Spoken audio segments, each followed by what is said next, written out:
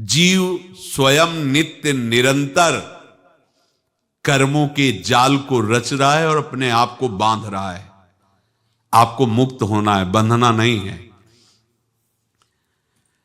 जीव का जन्म कर्मों के अनुबंध से होता है, कर्मों के बंधन से होता है, और उसको अपना ऋण चुकाना होता है। कर्मानुबंध ये बहुत सूक्ष्म विषय है।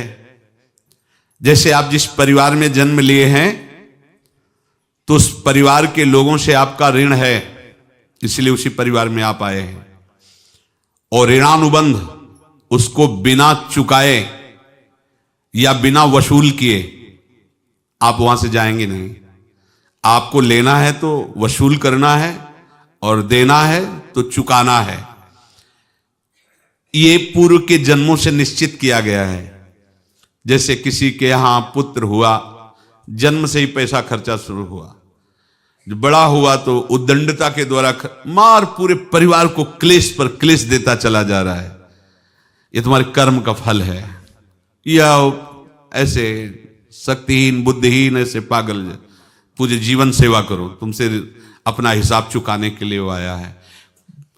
अब परिवार के जो सदस्य जुड़े आके, मतलब पत्नी आते ही पूरी हृदय में आनंद, परिवार में आनंद, और जीवन भर वो आनंद ही सुख देने के लिए उसका जन्म हुआ। वो अपना ऋणानुबंध मुक्त, और आते ही भयंकर क्लेश खड़ा कर दिया, बीच में दीवाल और झगड़ा वैसा, फिर अतरे दिन मारपीट शुरू, कलह अशांति, पूरा जीवन नरक हिसाब करने आए।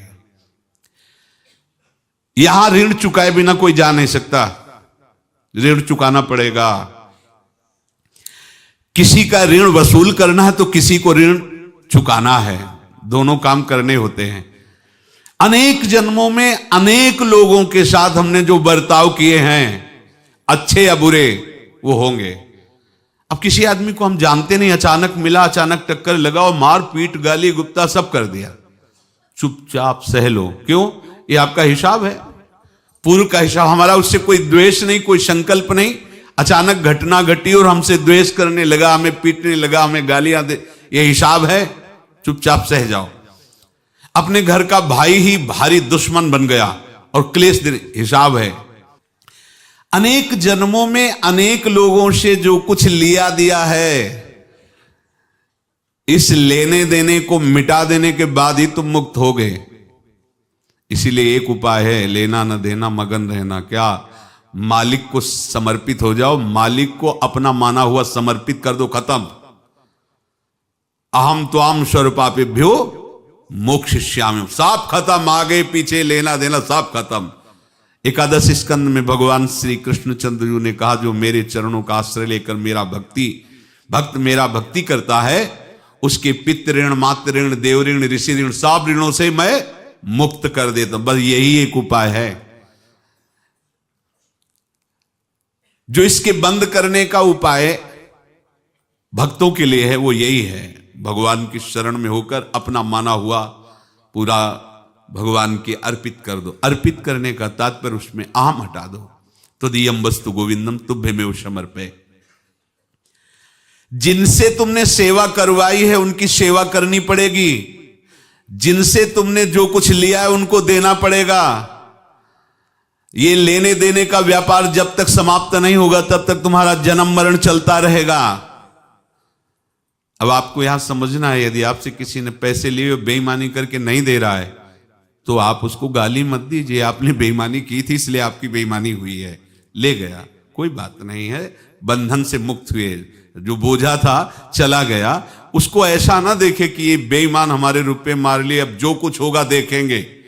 अगर आप आगे नया कुछ करते हैं तो फिर आगे का हिसाब आपको भोगना पड़ेगा, ध्यान रखना।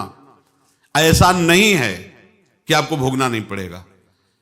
एक ही उपाय है कि अब जो शरीर धारण किए इसी में जो भोग ले, आगे ना होना चाहिए। तो क्या करे? सर्वतो भावेन भगवान की शरण ले ले।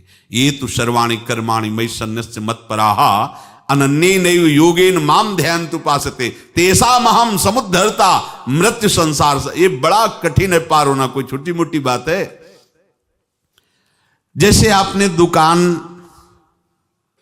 फैला रखी है, तो उसमें दो काम होते हैं, लेना और देना।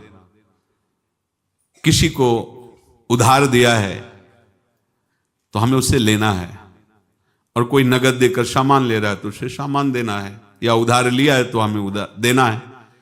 अब अगर दुकान बंद करनी है तो तुम्हें देने वालों पर जोर देना है, लेने वालों पर जोर नहीं।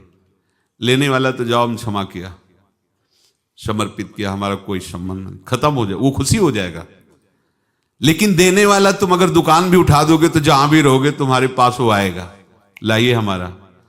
तो देने पर नजर रखिए, जिसका जिसका हिसाब है वो आपके सामने आता जाए, हटाते जाओ। लेने पर नजर मत रखिए और दुकान फौरन उठा दीजिए, नहीं अगर लेते देते रहे तो चलता रहेगा।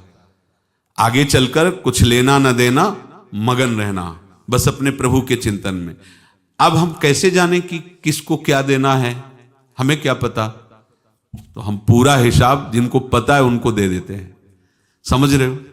उनको पता है क्या लेना है क्या देना है, तो इनके पास पहुंच गए, सरकारी हिसाब से सब बराबर कर देंगे। हमको अपनी जिम्मेवारी इनकी चरणों में समर्पित कर देना है, तभी हम जीवन मुक्त होंगे। ये रहस्य की बात है।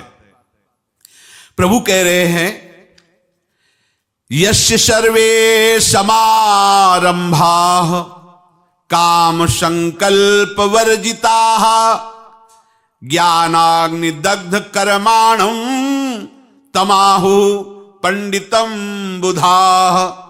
जिसके संपूर्ण कर्मों के आरंभ संकल्प और कामना से रहित हैं, तथा जिसके संपूर्ण कर्म ज्ञान रूपी अग्नि से जल गए हैं, उसको ज्ञानी जन भी पंडित कहते हैं, बुद्धिमान कहते हैं।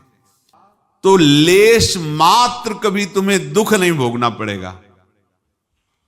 प्रेम का प्रादुर्भाव होते ही दुख का नाश हो जाता है, महासुख।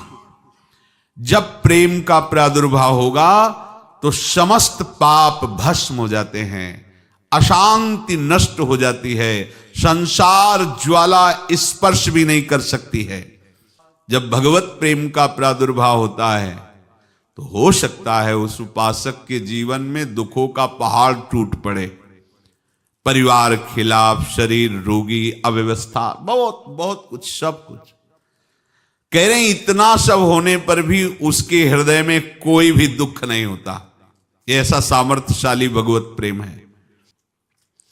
भगवान के चरणार बिंद का जिसके हृदय में प्रेम है, भारी से भारी दुख भी उनको विचलित नहीं कर सकता।